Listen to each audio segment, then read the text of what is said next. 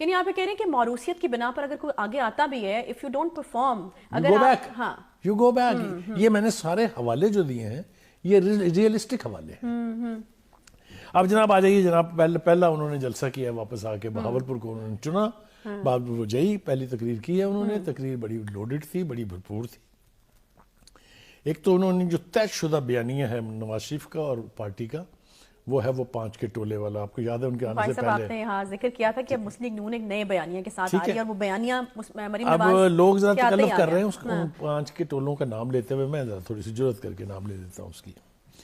اس ٹولے میں جی ایک تو تھے آصف سعید کھوسا صاحب، آپ کو پتہ ہے سپریم کورٹ کے ٹاپ مین. دوسرے تھے جناب ثاقب نثار صاحب، the most controversial chief minister in history of Pakistan. کوئی ڈاؤٹ نہیں ہے. ان کا نام بھی لوگوں نے رکھا بابا ڈیم. آپ کو پتا نا ڈیم کے 9 ارب روپے کا آج تک نہیں پتا کہاں گئے، کون کھا گیا. اس کے بعد تیسرے ہو گئے جی عمران خان صاحب. ٹھیک ہے، ٹولے میں اس کی بھی بے پناہ دلیلیں انہوں نے دی ہیں اور باقی 2 بیساکھی ہیں. آپ نام لینا چاہیں تو لے لیں، نہ لینا چاہیں تو گول کر جائیں. ایک کا نام جنرل باجوہ تھا، دوسرے کا نام جنرل فیض حمید تھا. یہ ہے وہ نیا بیانیہ. لیکن لوگ اس کو نیا کہہ رہے ہیں، میں اس کو نیا نہیں کہتا ہوں. اچھا، میں مثال دیتا ہوں آپ کو کہ نواز شریف صاحب کی 4 چیف آف آرمی سٹافز کے ساتھ لڑائی ہوئی. ریکال کر لیں نام سب لوگوں کے سامنے. آصف نواز جنجوعہ سے ان کی لڑائی ہوئی، جنرل مشرف سے ان کی لڑائی ہوئی، موجودہ جنرل باجوہ صاحب سے ان کی نہیں بنی کیونکہ ان کے اوپر گجرانوالے کے جلسے میں انہوں نے کیا کیا کہا تھا، یہ تو آپ کو یاد ہی ہوگا. 3 چیف جسٹسز کے ساتھ جنہوں نے 2 میں سے 2 نے تو حکومت چلتی کی ان کی. تو یہ نیا بیانیہ نہیں ہے، یہ کنسسٹنٹ بیانیہ ہے. تو اس لیے یہ بھی میرے خیال سے نہیں کہنا چاہیے. اب آ جائیں جناب دوسری بات. رانا ثناء اللہ صاحب بھی بولے ہیں اور وہ بھی آج بڑا ٹھیک بولے ہیں. میرا خیال یہ ہے کہ اگر میں صحیح ہوں تو جو پوزیشن اپنے عباسی صاحب چھوڑ رہے ہیں، خاقان عباسی صاحب، اس پوزیشن پہ اب قبضہ کریں گے جناب رانا ثناء اللہ صاحب.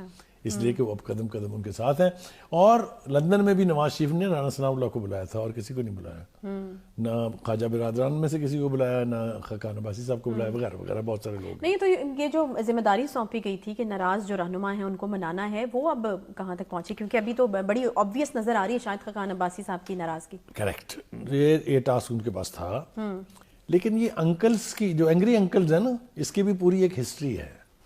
اگر آپ کو یاد ہو جب پارٹی بے نظیر کے سپرد ہوئی تھی، یعنی پہلے تو خیر ان کی والدہ نے پارٹی سنبھالی، جس طرح میں نے کلثوم نواز کا ذکر کیا تھا. اسی طرح بھٹو صاحب کے بعد جو کنٹریبیوشن نصرت بھٹو کا ہے، نو بڈی کین انڈرمائن دیٹ. لیکن الٹیمیٹلی پھر وہاں سے پارٹی بے نظیر بھٹو کے پاس آئی، جس طرح کلثوم سے پارٹی مریم کے پاس آئی.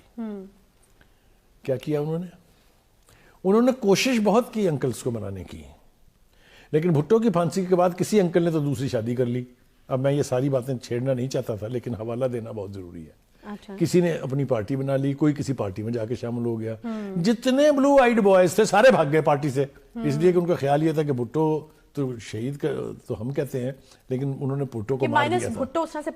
ان کا خیال تھا کہ سسٹین نہیں کرے گی، لیکن پارٹی نے سسٹین کیا، آج تک سسٹین کر رہی ہے. یہی حال مسلم لیگ نون کا بھی ہے. تاریخ ملتی جلتی ہے، تھوڑے بہت گیپ کے ساتھ آپ کو نظر آئے گا کہ کنبوں نے، جس کو پنجابی میں کہتے ہیں نا پیس نکالنا، یعنی مشقت جو ہے وہ جھیلی ہے.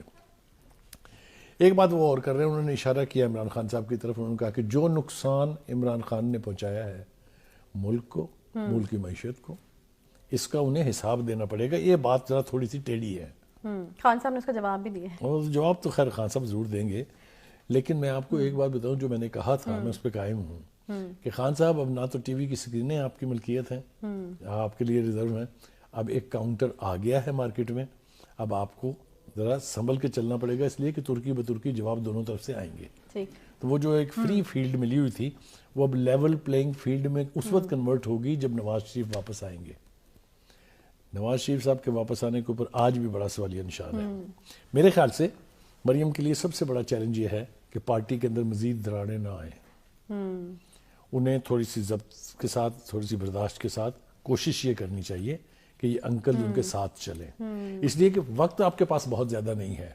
اگر آپ یعنی یہ جو پروونشل اسمبلیز ہیں ان کے الیکشنز کو اگر آپ تھوڑا ڈیلے بھی کر لیں تو جو نیشنل اسمبلی کا الیکشن ہے وہ تو ہونا ہے نا اپنے وقت میں, اس پر تو کوئی دو رائے نہیں ہے. اور دوسری بات یہ ہے میرے خیال سے اس پلیٹ فارم سے میں اور آپ مل کے یہ تقاضا کرتے ہیں کہ الیکشن جو ہیں پروونشل اسمبلیز کے اور نیشنل اسمبلی کے روایت کے مطابق ایک ہی دن ہونے چاہیے. ہاں تو خان صاحب بھی تو یہی چاہتے ہیں. خان صاحب یہ چاہتے ہیں کہ ہوں ایک ہی دن لیکن ہوں ان کی مرضی سے پرسوں. ہاں فرق ہے نا. صحیح ہے. ڈیو تو الیکشنز ہیں نا اگست میں جا کے نیشنل اسمبلی کے, اسی کے ساتھ یعنی پروونشل اسمبلیز کے ہونے چاہیے. یہ خیر یہ ایک ڈیبیٹیبل ڈبیٹ ہے, اس کے اوپر جتنی بھی بحث ہم کرنا چاہیں وہ کر سکتے ہیں. اچھا خان صاحب نے بھی جواب دیا نا, ویسے تو ہم دیکھیں ترکی بہ ترکی جواب ایک طرف سے آئے گا, پھر اس کا ریئیکشن آئے گا. اب یہاں پر خان صاحب کہتے ہیں کہ یہ آپ نہیں کر سکتے کہ میرے اوپر ساری ذمہ داری آپ ڈال دیں, برے حالات کی ذمہ داری مجھ سے پہلے 30 سال جنہوں نے حکومت کی ہے ان کے اوپر بھی تو آتی ہے نا. تو بات تو کافی حد تک ٹھیک ہے ان کی. اب نہیں اس بات میں تو یہ بالکل ٹھیک ہے, جو ذمہ دار ہے اس کو حساب دینا چاہیے. لیکن خان صاحب بیچ میں سے اپنے 4 سال گول کر گئے, یعنی 3 سال انہوں نے کسی کو کام نہیں کرنے دیا, 4 سال ان کی اپنی حکومت رہی, یہ سارا بیچ میں سے غائب ہے. تو یہ تھوڑی جاتی ہے نا, مطلب تھوڑا سا بلیم اپنے اوپر بھی لینا چاہیے. جب آپ حق سچ کی بات کر رہے ہوں تو تھوڑا سا بلیم اپنے اوپر بھی لے لینا چاہیے. ایک اور ایشو جو میرے خیال سے کنٹروورشل ہے وہ یہ ہے کہ خان صاحب نے یہ ارشاد فرمایا ہے والی مدینہ نے, والی ریاست مدینہ نے, کہ مجھے مروانے کے لیے زرداری صاحب نے ایک دہشت گرد تنظیم کو پیسے دیے ہیں. ٹھیک ہے, تو وہ قائم ہے ابھی بھی اس بات پہ. خان صاحب آپ مجھے یہ بتائیے, آپ خان صاحب میں آپ سے پوچھ رہا ہوں کہ خان صاحب آپ نے کون سی بات کا ثبوت دیا آج تک؟ جتنے آپ نے مقدمات بنائے سارے کے سارے ایک ایک کر کے فارغ ہو رہے ہیں because of lack of evidence. یہ بات درست ہے یا نہیں ہے؟ ان مقدمات کے بارے میں چاہے وہ سپریم کورٹ ہے چاہے وہ ہائی کورٹس ہیں, ان کے ریمارکس بھی میرے اور آپ کے سامنے رکھے ہوئے ہیں. جو آپ نے وعدے کیے تھے وہ بھی ہمارے سامنے ہیں, جو آپ نے بڑنگ باندھ دعوے کیے تھے وہ بھی ہمارے سامنے ہیں. دیکھیں نا, انہوں نے تو چیئرمین نیب کو بلیک میل کر کے سارے اپنے ساتھیوں کے خلاف کیسز بند کروا لیے تھے. کھل گیا نا معلوم جب دوبارہ کھل گیا نا. صحیح ہے. تو مطلب کہنے کا یہ ہے کہ یا تو آپ بالکل دودھ کے دھلے ہوں, پھر تو آپ اس طرح کی نعرہ بازی کریں, اس طرح کے دعوے کریں ریاست مدینہ بنانے کے, تو ٹھیک ہے.